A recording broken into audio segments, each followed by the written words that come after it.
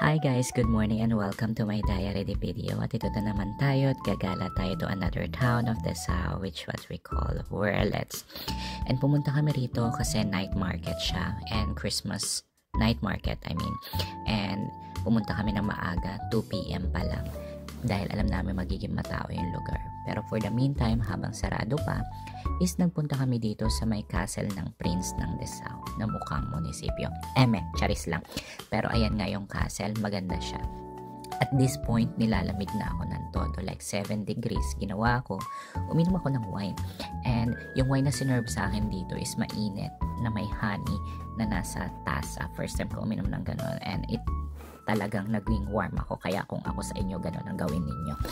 And habang wala pa nga, nag-ikot-ikot pa muna lalo kami at dito nakita namin to simbahan pero sarado siya. Ganda pa naman yun sa labas. I think maganda rin to sa loob. And yun, may mga animals din like sheep, llama sa paligid.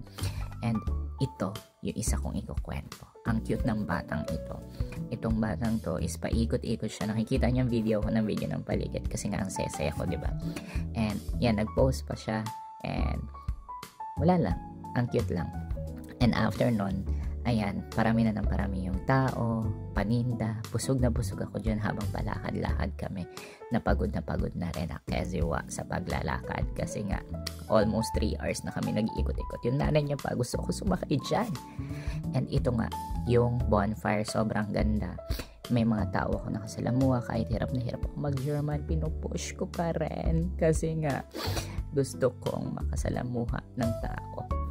At gusto kong mag-iwan sa inyo ng katagana. Do not control what you cannot control. Kasi yung mga bagay na yan, may tamang tao, panahon, at naibibigay para dyan, para mangyari yung mga ganap na yan. Kaya kung ako sa'yo, enjoyin mo lang yung buhay and love you, girl. Mwah.